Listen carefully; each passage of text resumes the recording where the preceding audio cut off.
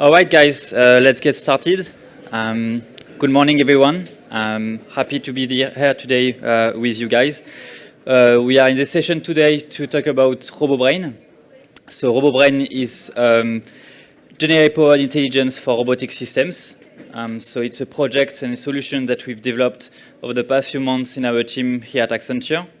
And so in the next 30-40 minutes, we're going to deep dive on what was the vision, what we achieved so far, and what could be the next steps of RoboBrain. So we'll be talking a bit technically also on what's behind the scenes, so you can see how it works. So my name is Victor. I'm based in Sophia Antipolis in France. I joined Accenture 5 years ago, and now I work in the next-gen robotics team, so along with Asma. And our team focuses on incubating the next businesses for Accenture, for our clients of around robotics. So we work across the whole spectrum of robots. There could be humanoids, AGVs, AMRs, quadrupeds, different industries as well. And we are working on initiatives such as simulation, AI for robotics, platforming, inspection monitoring, and so on. And so this is Asma, my colleague. Yeah, hi everyone. My name is Asma, and I studied electrical engineering and robotics, and I joined Accenture for a year and a half now, and I'm also part of the next-gen robotics team. One of the projects that I worked on lately is RoboBrain.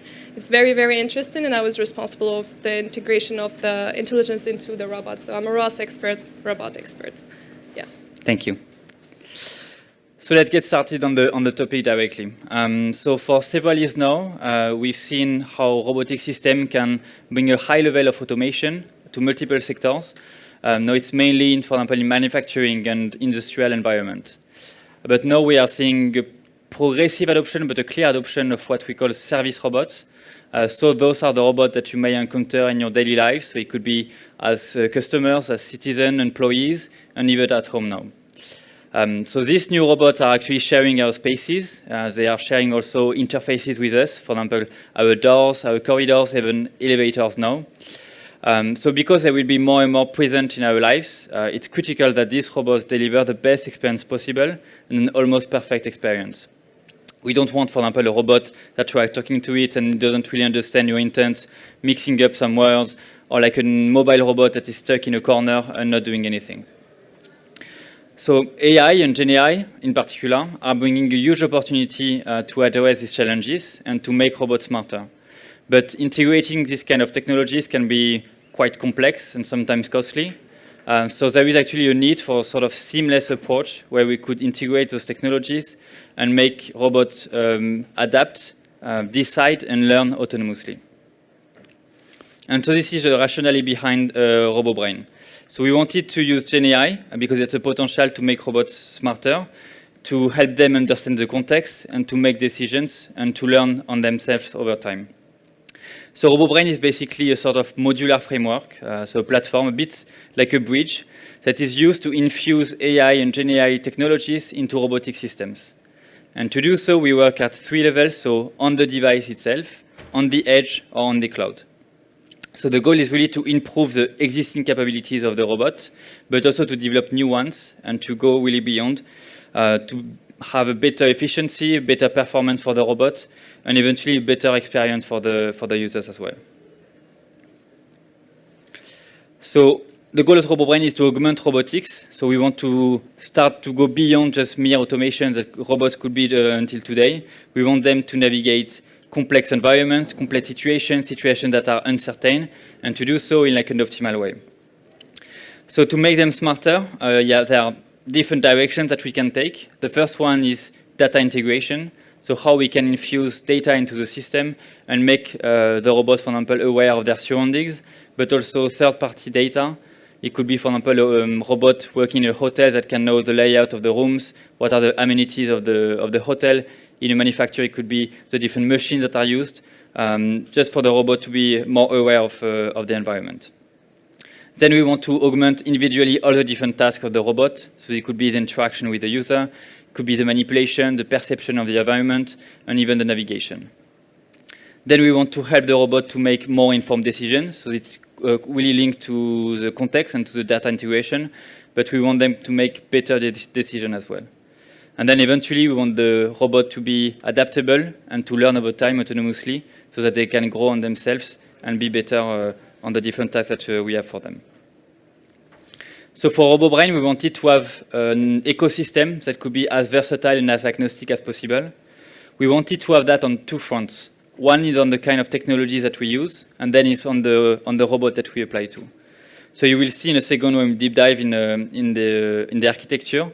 But in RoboBrain, we use different kind of AI technologies. Could be, for example, an LLM, a text-to-speech model, or a speech-to-text model. We didn't want to just stick with one provider. For example, OpenAI could be the bigger. But we want to support all of them, even the open source one, so that we can adapt the tech stack depending on the use cases, the scenarios, or even some client constraints. And we want also to support any kind of robots. So that's why we choose to work first with ROS, so Robot Operating System, that allow us to create a sort of agnostic payload that we can install on any robot, and that will make the connection between the hardware and the software and the intelligence of RoboBrain behind. So you see here a few logos of technologies like Gemini, Meta, etc. That could be some kind of AI technology that we could integrate directly into RoboBrain. All right, so with GenAI, we want our robot to be able to converse with everyone, right? So it needs to be multilingual. It needs to speak different languages and also understand different accents.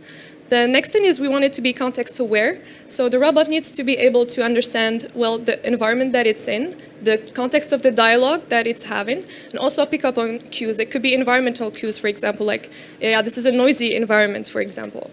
We also want it to be proactive. And when I say proactive, it means that while it is aware of the surrounding, it will not just wait for you to give it an order, but it would anticipate your need and suggest for you to do it for you.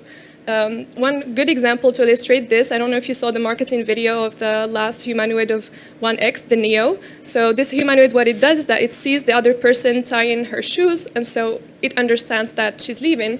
So it suggests if she wants him to give her her backpack. And she says yes, and so it picks up the backpack and it gives it to her. So that's kind of the proactivity that we want. Sorry. And so for that, we want our brain to have like complete awareness, right? So how can we really like make a brain completely aware? So it's just like a human, right? So how can I be aware of my surrounding? The first thing is, well, my senses, right? So how I see, what I hear, what I smell. And so for a robot, it's the same thing. It's the device input, so the sensors, the cameras, the microphone, etc. The second thing I can use to be completely aware of the environment that I'm in is what my professor teaches me, for example, or what my friend tells me, like some gossip or something. So it's the same thing for a robot. It's the user input. So this can be through voice interface. It can be through gestures, for example, through the camera that it sees. And the third thing is the environment input. So as a human being, we also can use books. We can use Wikipedia. Lately, some of us use ChatGPT as a third external database. So it's the same with the robot. So it can use third systems, third databases, custom databases. It can be also linked to the weather info, the traffic info. So just like a human, let's say. So in our project, we wanted to have a long-term vision. We wanted to take agile steps, but we also want to have a clear vision of what we want. That's why we are dividing this project into steps, and we're taking it slowly, but also while future-proofing our steps. So the first step we want in RoboBrain is to first develop one individual brain that can work with one robot. And this individual brain needs to be as performative as we want it to be and comply to all the agnostic traits that Victor just showed you and talked to you before. Needs to be compliant to all the robots, needs to be compliant to all the GenAI LLMs that there are, for example. Then we want to work on the customization of this brain. So we want to use it in different domains. We can use the same brain for hospitality, and then we can customize it to use for retail, for example, or healthcare sector. So that's the next step. Then we want to build an ecosystem brain. So this is to deploy a fleet of robots. This is where we can also have like a shared intelligence between robots. And so we have a brain that is aware of thousands of robots that are already running on intelligence, right? And the last step is to make this intelligence more autonomous and self-learning so that it can constantly improve itself using the different scenarios that all the robots are encountering or the data that they are learning from. And so in this presentation, we're going to talk more about the first step, and that's where we are currently. So we want to build one individual brain that's customizable and flexible. And when I say customizable and flexible, I mean it's a brain that the user can go in and just customize it, choose what it wants it to do, what it wants it to have, without having really prior knowledge in programming, for example. We also want it to be flexible to all the domains that we want to use it in, right? Just like I told you, healthcare, retail, hospitality. We don't want to be just limited to one use case, for example. And we want it to be highly compatible, so the agnostic idea, we want it to be compatible with different robots, with different third-party services, for example, and not just one. Then we want it to be easy to integrate with existing systems in the company. So we don't want to spend months to integrate it into robots for the clients, for example. We want it to be easy to integrate 1 day, 2 days, like maximum, for example, 1 week. Then we want it in the future to be, first, easily maintained so that it doesn't take a lot of time if there is any issue, and then easy to grow and to scale. And this is our way of future-proofing our project and be able to make it always adjustable with the big updates that we have afterwards in the technology. So this means that we need to have different layers. We need to have a scalable and modular project. So RoboBrain will have 3 layers. The first one is the on-device robotic payload. So that's what we install in the robot itself. This way we can pull sensor data, for example. As I said earlier, the brain needs to be always aware of the sensors, so the cameras, etc. So this is what we install directly on the robot to have the data, for example, of the robot, or also send commands to the robot. The second layer is spoiler, is the cloud core intelligence. So that's where we have the GenAI running, right? Everything that we need to put on the cloud to make the heavy lifting. And also where we could integrate admin and device functionalities. And then the last layer, and this is what people will use. So this is a user-friendly web dashboard where the person can go, choose the robot that he wants, choose the sensors that he wants, and then also monitor the activity of the brain in real time. So this is more of a user-friendly user interface with the brain and the robot. I know you already have. Thank you. In order to create an architecture for RoboBrain, so we wanted to have some core principles that are actually illustrating what Asma just presented. So we wanted, for example, the architecture to be flexible in the shape a bit of modules and plugins. We wanted also the entire ecosystem to be applicable to different types of hardware. So here we are talking about applying it to a robot, but we could do the same for IoT, for example, or even automotive. And we did that actually this year. We had a project where we applied RoboBrain to the context of a car, where you had the personal assistant in the car that was aware of the car sensor data and that could personalize the driving journey for the driver and for the passengers.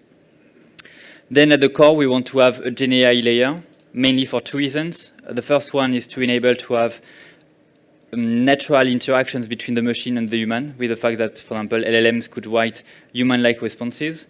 And the second one is to take decisions, informed decisions, so that we can have a sort of engine that can have proactive reactions based on the context or based on the input.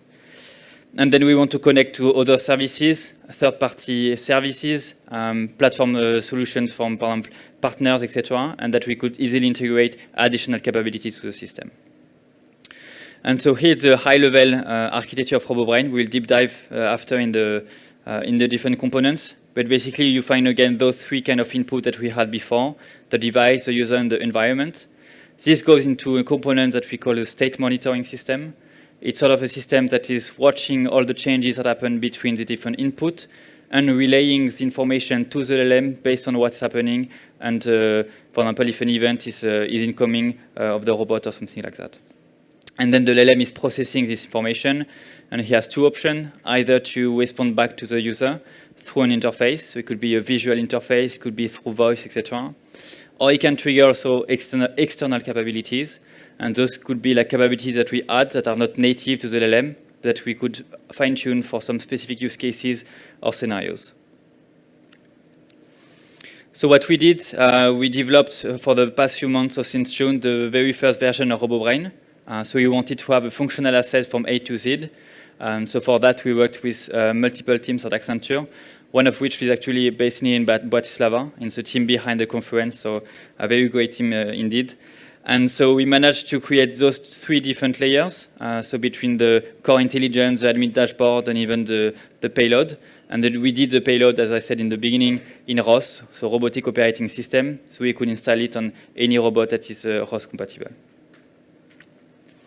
In terms of tech stacks so far that we've used, so for the admin web dashboard, we use React with a refined framework to use as a dashboard. The connection between the admin and the core intelligence is through REST API. For the core intelligence, we use Python at the core, Flask for the REST API connection, Redis for some caching of the state that we'll come back later, and PGSQL for the rest of the database. Then we use Celery also for asynchronous execution because we have some AI modules and techniques that are running in the core intelligence that we want to run asynchronously as well. And then we can support all those different providers, either for the text-to-speech, for the LLM, or for the different AI modules as well.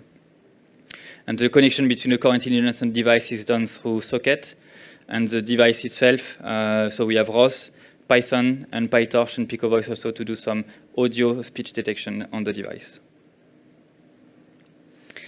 So now to deep dive more in the technical specificities also of the brain. If we start with the cloud core intelligence, we have at the core what we call a dispatcher. So basically in the core intelligence, we use a logic that is based on event. So an event could be either an input, a decision taken by the brain, an output, etc. The goal of the dispatcher is really just to route and to forward the event to the right component in order to process it. In the cloud core intelligence, we have the socket server that allows to make the connection with the device.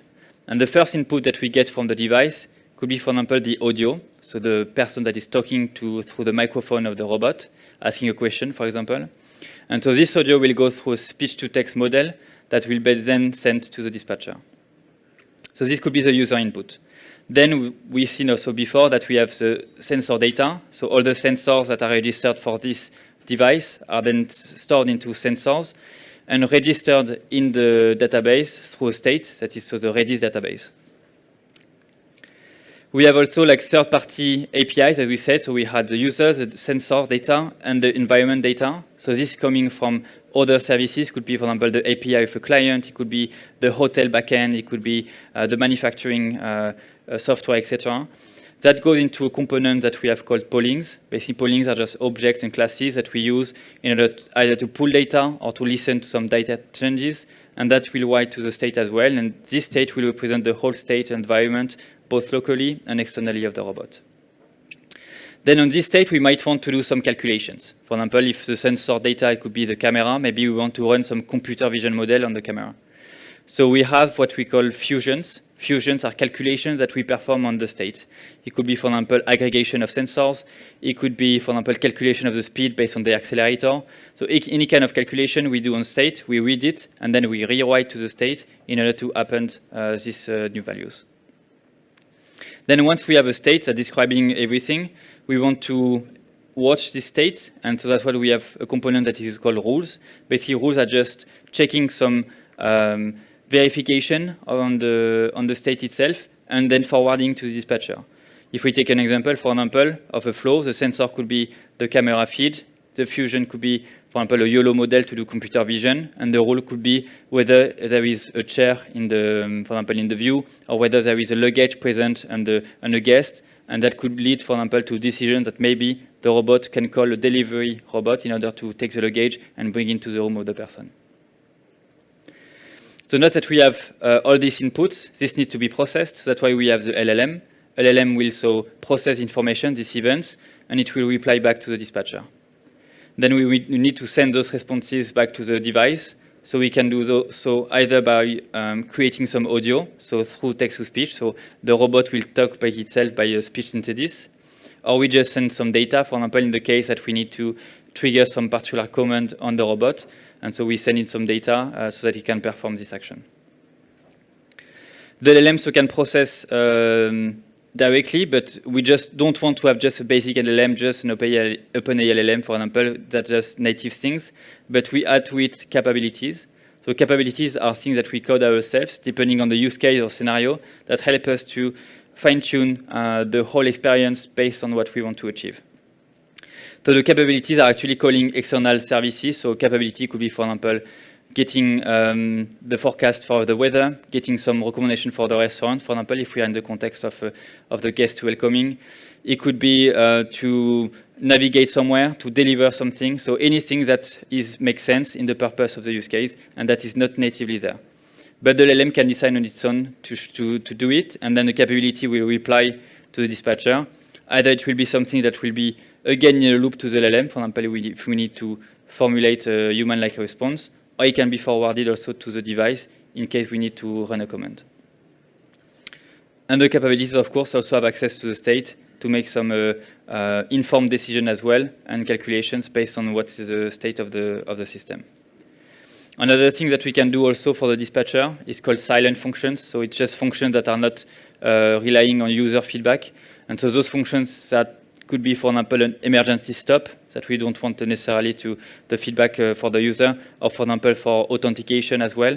And so this is part of the system. And on top of all of that, we have the device monitoring and customization. So meaning with the admin web dashboard, we can personalize for every of the device. And we'll see that later in the demo of the dashboard. What would be the experience? So you can say for this device, it will be these capabilities, this sensor that I want to monitor. It will be this fusion, this is the intent that I want, and it will be automatically updating in real time. Another architecture side for the web dashboard, so as I said, so you will find in the web dashboard the listing of all the possible values that we have for the different components that are presented.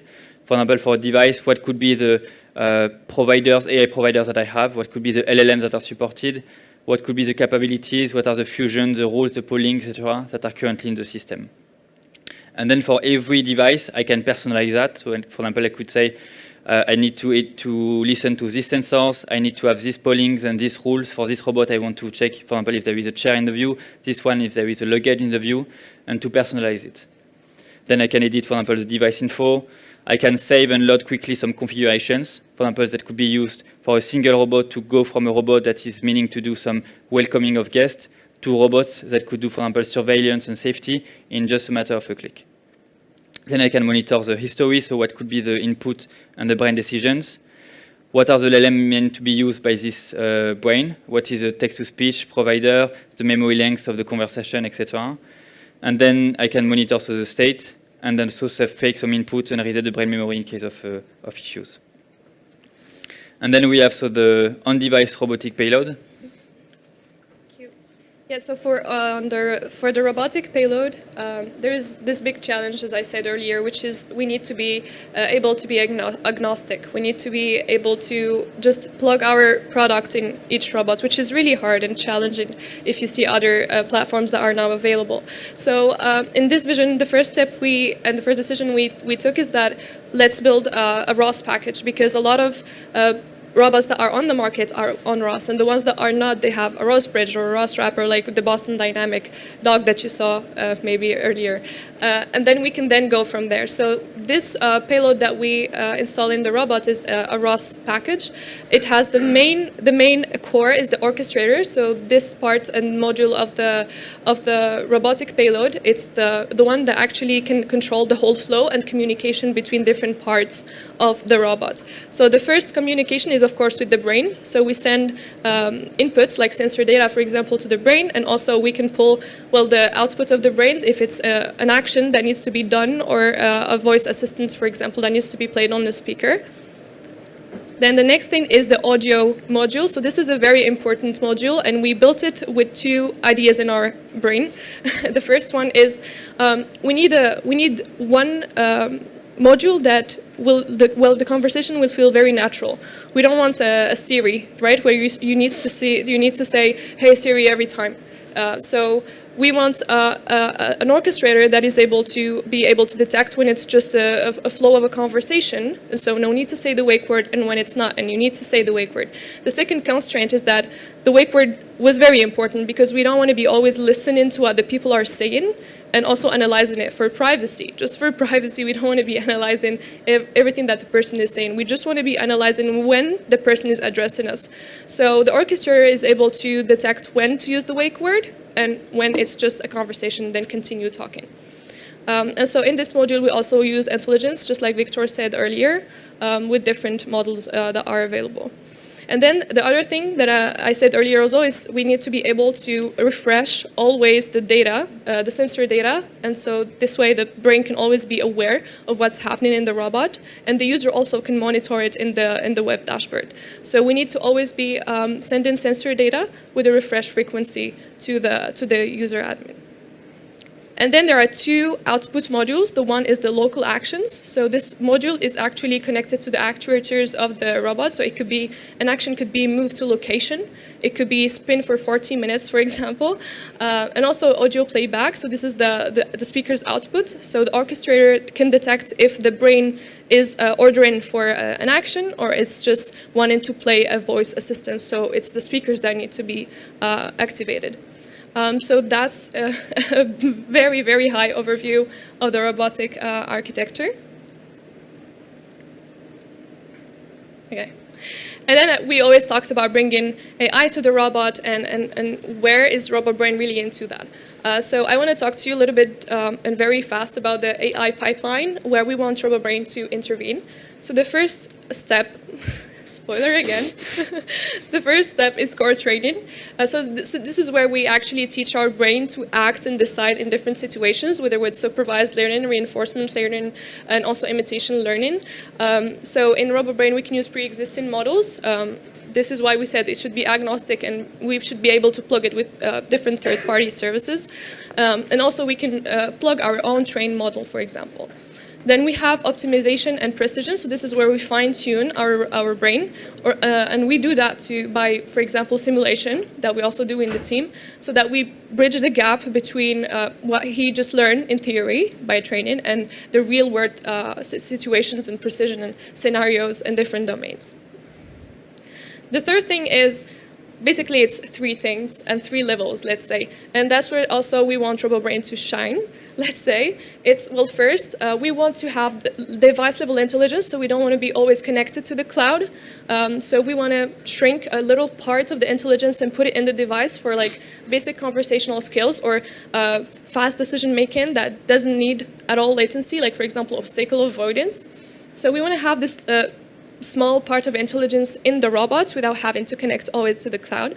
The second thing is edge computing. So this is one level higher and a little bit more complex. So we use edge computers or just local servers where we bring basically the intelligence not in the robot, not in the cloud, but just closer to the robot, right? And so in edge computers, we can have more complex algorithms and models, but it's still faster than always run into the cloud.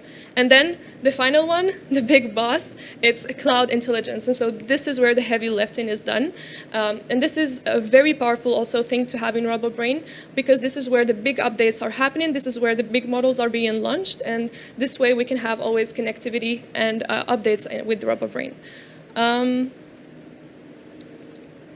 Yeah. Thank you.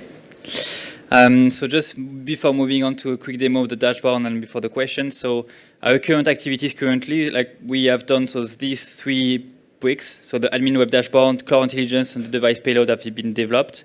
Now we just finished integration between those three, and we are testing it first on some like research and educational robots such as the Turtlebot. And then we have also, so this robot at the top, so that is a social humanoid. It's called Meoki. It's developed by a French company called Enchanted Tools. So it's really, really new. So we had a prototype on which we can work on since the summer. And so the goal now is to integrate these technologies into humanoids like that in order to test out a bit what could be the behavior and what could be the different use cases that we can have. And so just for 2 minutes before moving on to the question, I will show you a bit how it looks like for the... And you can't see for sure.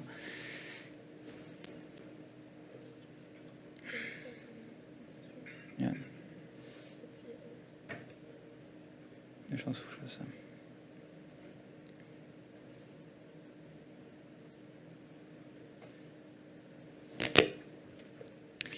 ça. So it looks like that. So basically, here it's just a dashboard that will recap what are the devices that are online and what just a counter. So basically, for every capabilities, sensors, polling, etc. that we have, so something that we have developed into the system, it will appear here with different categorization and characteristics for all of them. So for example, for certain robots, we could check, for example, the battery, the camera, the speed, and we have the same, for example, for the pollings to get some weather forecast. Fusions here we have an example, for example, with a computer vision model, so in this case, YOLO. Here it's to check whether there is an object in the view. And some providers here, the LLM, for example, that we use so far in this version, so Gemini and GPT in our case, and some kind of TTS and STT providers that we support as well. And so where it gets interesting is that for every device, we have this page where we can basically say, okay, for this robot, I want to use this LLM, this text-to-speech, and I can change in real time what is the goal and the purpose of the robot, of what is supposed to fulfill as a goal. I can monitor what is the conversation between the user and what's happening in terms of decisions. And then I can customize all the capabilities, the sensors, and deactivate it, for example, for this particular robot. So I can switch, for example, from one configuration to another, or I can test what's happening. And so in this sense, I can, without any line of code, just fine-tuning my experience and my different robots and manage my fleet as well. And I can, for example, monitor what's happening in the LiDAR and for the different sensors that we have as well. And I could, for example, save all of that as a preset, say, okay, this is my welcoming robot, and then load, for example, in just in a second, another preset, and the robot will automatically change completely its behavior. And we talked about that a bit. Let's say the next step. So on our journey, it's so how we can customize this and go from like a brain that works on the ecosystem, and how we can make it more autonomous and self-learning, both by working on the device or on the edge, and making it learn over time for this. So I hope you enjoyed our presentation. We have also two presentations from colleagues of ours also later in the day. So just after lunch with Christian Maria for Artificial Imperfection, and NVIDIA at the end of the day with Elias and Henrika as well. So let us know if in case you have any questions. Thanks for coming, and I hope you enjoyed the talk.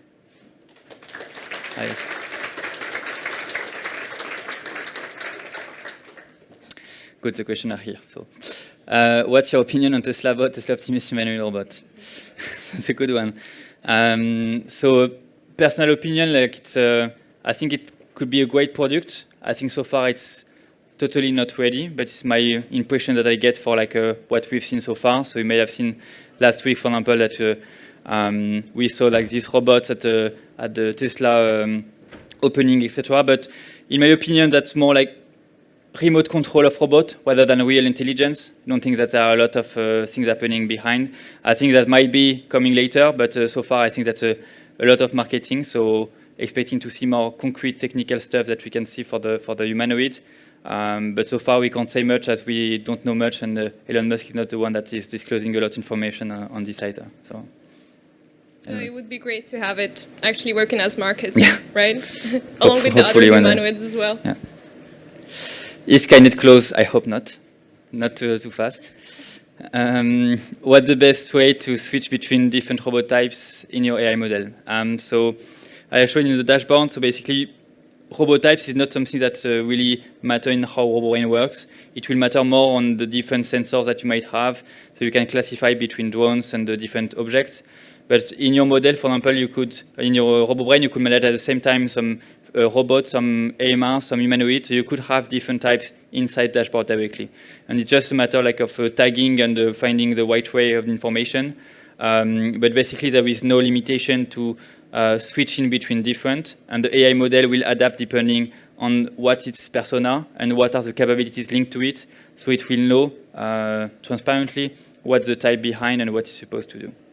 Also keep in mind that RoboBrain, the beauty of it is that it can plug different types of AI models. Like it's not an AI model as it said in the question. And also like robots are just a bunch of sensors, whether it is a humanoid or a drone or a quadruped, it's a bunch of sensors. So as long as you actually base your code on just pulling the information from the sensor, then you're fine. As long as it's scalable, of course, and you're not just being focused on one type of sensors. So yeah.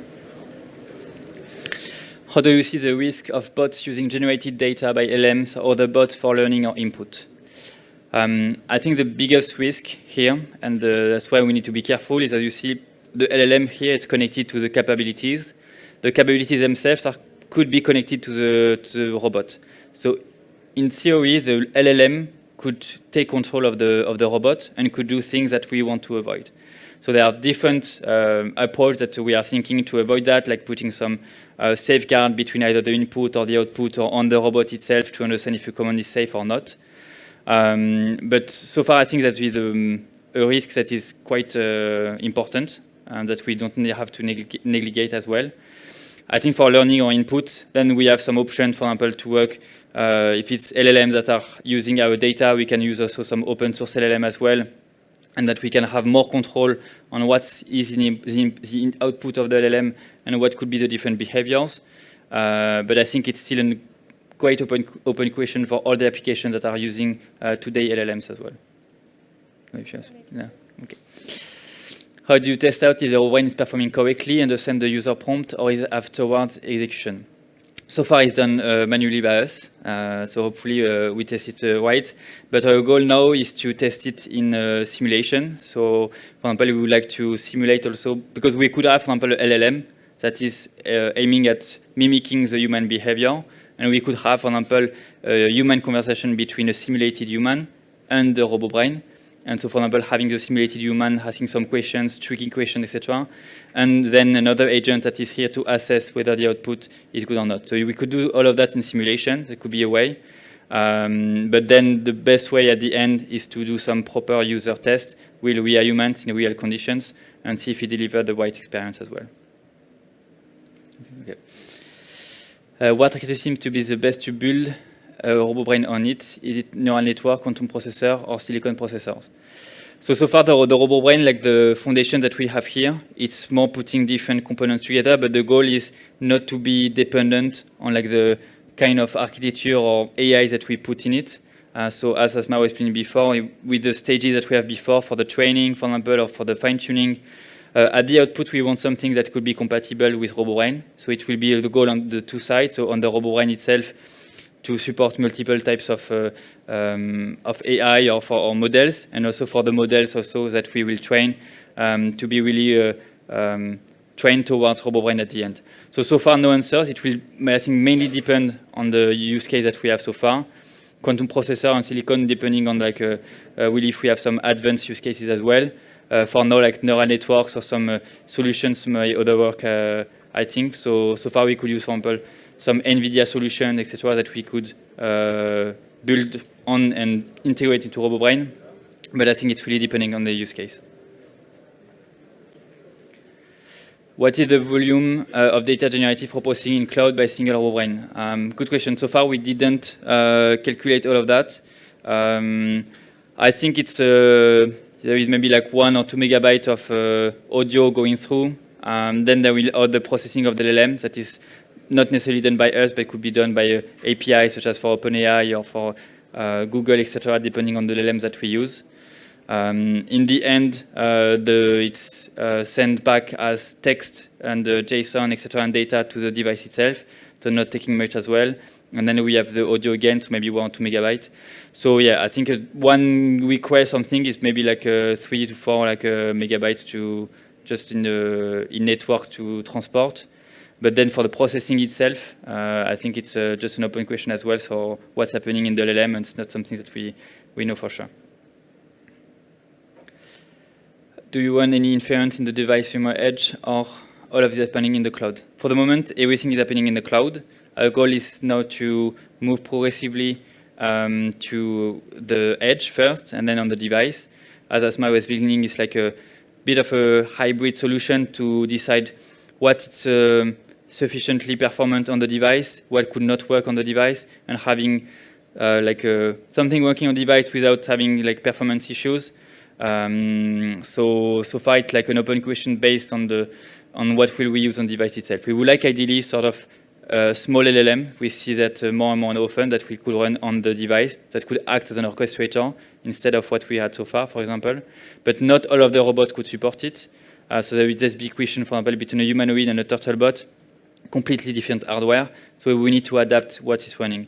On the edge, it's simpler because we could just put RoboBrain on the edge. But theoretically, all the architectures that we have on RoboBrain could run on the device itself, So we use everything that is compatible as soon as we have the performance, but we don't have always that. And the last question, what's one of your next interesting projects? Maybe a little overview, not a spoiler. So hopefully this project will, again, take a bit of our time, I think, in the next months. So as you saw, we have many things to do. Now, really the goal is to test it out, this first version, in the humanoid, and to see what's the experience behind it. And then if we think that's something that was continuing, we will then move to the next step that we explained. So fine-tuning to some use cases, hopefully finding some client, for example, to do some pilot to test it out in real situations, and then moving to something a bit more Skynet. We'll see. Thank you.